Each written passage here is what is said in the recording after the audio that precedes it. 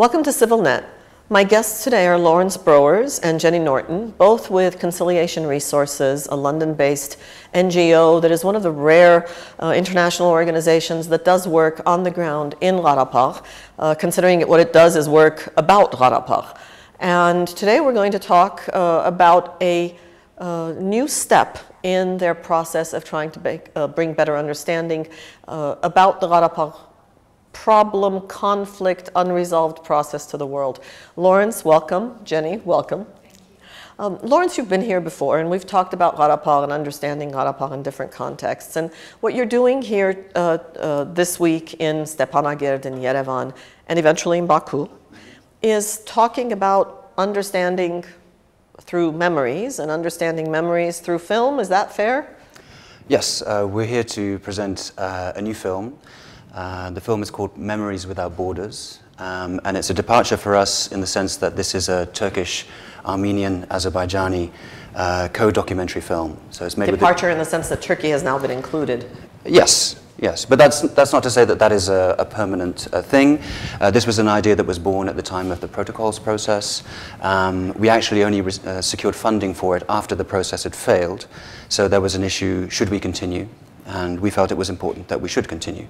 It's when the diplomatic process is stuck that activities such as this actually assume more importance, not less. And the purpose of the film and the purposes of the filmmakers is to make memories understandable, make different memories known. Where are we going with this? I think it's to open windows on the way in which the past is dealt with and understood in their own societies for other societies. So the film consists of 4 segments, one filmed in Istanbul, one in Shusha, one in Baku, and one in Goris, and they each reflect in a different way on how people in each of these locations are thinking about the past. Jenny, I cannot imagine it must have been easy to work with different filmmakers from places where people can't travel and go see each other and aren't even supposed to like each other, to work in more or less a coherent direction? It was a big challenge, but we're very lucky that we've got a group of colleagues here who've worked together for a long time. We work with Internews Armenia and Internews Azerbaijan, and they've built up a really good, strong relationship between each other. So that's really at the core of what we're doing. We also work with a Turkish filmmaker called Mehmet Binay, who's come to Armenia. Some of your viewers probably know the films that he's made. So we had a great group of people. But of course it was difficult because everybody was making films in their own countries. A lot of the connections between people were done via email, over the internet. We only had a couple of meetings. In fact, we had one meeting where everybody came up with the ideas, and then a second meeting where we actually watched what everybody had filmed and had some quite difficult discussions. And then everybody went away, re-edited their bits, and then it was actually our Turkish partners who knitted it all together into one coherent film. It's often difficult to say that really we don't often understand the other side. We don't have to agree, and we know we don't agree, and we don't necessarily have to agree. But it's really difficult often to say we don't even understand the other side. Did these guys at least understand that they don't understand? That's a very interesting question. I think the filmmakers in many ways do understand each other because they've worked together for such a long time, but the same can't be said of the audiences.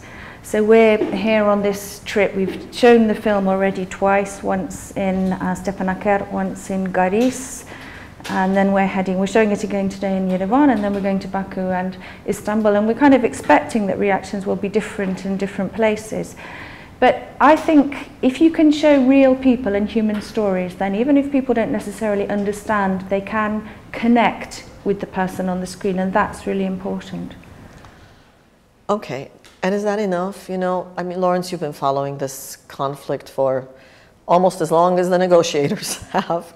And I don't think it's unfair to say it's possibly in one of the worst situations it's ever been, possibly the worst, in that it seems to be an impasse, a dead end. No one knows how to move forward. There are all these weird extraneous things happening that directly impact the process, Safarov, the protocols. So films, really? Is this how we're going to get out of this mess? Well, no, films are not the solution to the Karabakh peace process, and we are not mandated to run that process. There are politicians whose task it is to do that. But we've evolved a position over the time that we've been following this peace process that politicians can't do it by themselves.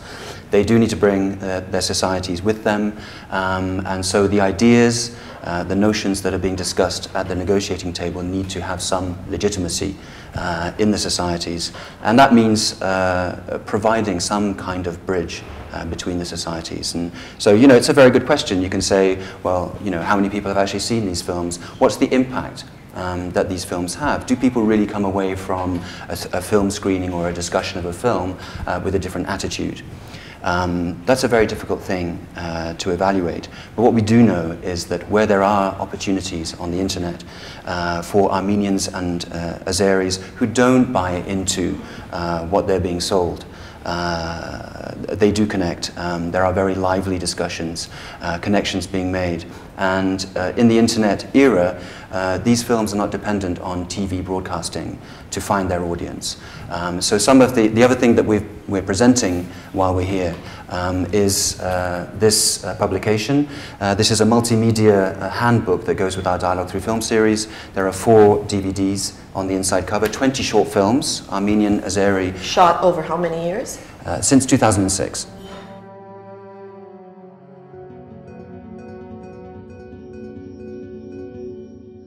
Թուրքիան իր հայկական ժառանգությունը խաղաղությամբ ընդունելու պատճառ ունի։ Եվ պատճառն այն է, որ իրականում այդ ժառանգությունը այս տարածքների իրականության մի մասն է։ Երբ նայում ես Անատոլիայի ամեն քաղաքի, ամեն գյուղի, տեսնում ես այդ ժառանգությունը։ Ոչ թե Թուրքիայի ժողովուրդը, այլև Թուրքիան պետական մակարդակով պետք է տեսնի եւ ընդունի այդ ժառանգությունը։ We know that some of these films are posted on YouTube and have been seen by up to 70,000 people each. So, you know, that's a drop in the ocean, but it's, I think it's a drop that needs to be reckoned with.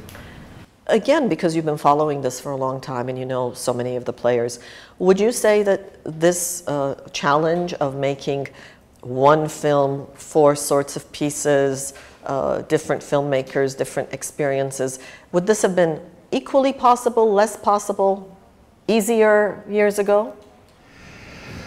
I think in the 90s it would have been much easier. I think that overall the climate is becoming harder. We do see this in terms of certain attitudes, certain kinds of feedback that we get from our partners across the region. It's becoming more difficult to challenge the dominant and very hardline rhetorics. Events like the Ramil Safarov pardon make it so much harder for us. Because we have to answer that question, you know, is it really ethical to be engaging in cross-conflict dialogue with that kind of thing going on across the conflict?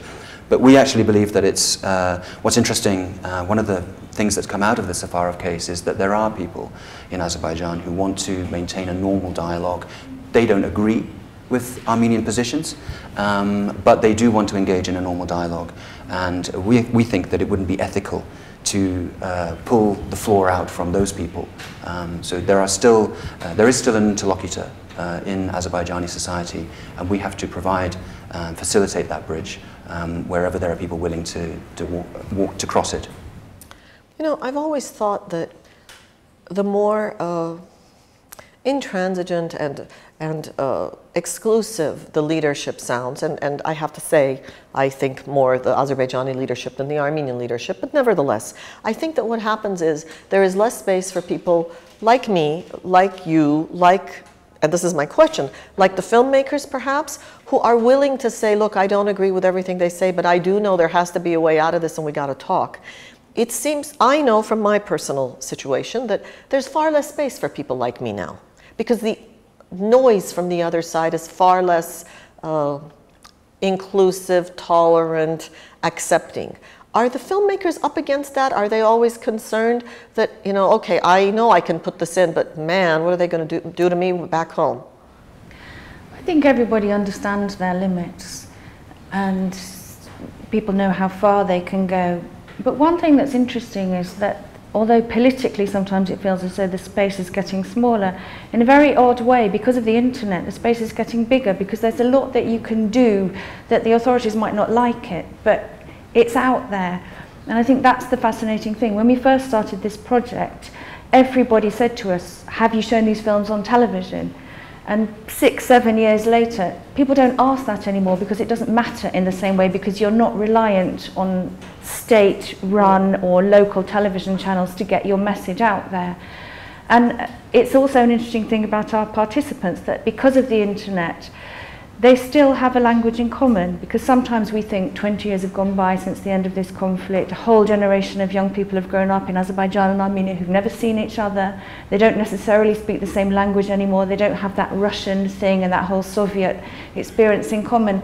But they have other things. And when we have meetings, it's always fascinating to me to watch how quickly they start talking about how much it costs to have a mobile phone and what kind of internet programs people are using. The whole idea of Facebook means that all those political barriers, in many ways, you can climb over the top of them. It's still possible to have, for people to connect with each other in a different way. The hopefulness that you articulate, and the hopefulness that's always in film. I think film is, one of those things that it's so complex, you can get so many things in. We will put the link up for our viewers. Memories Without Borders will be up on the internet for the world to watch. And we hope that the conversation that the film has begun is something that we can continue join in with you. Thank you. Thank you. Thank you, Jenny Norton. Thank you, Laurence Browers, to Conciliation Resources. And we've been talking about Memories Without Borders, a film in which Turkish, Armenian, Azerbaijani filmmakers have participated, talking about their memories and always in the context of the future. Thank you for following CivilNet.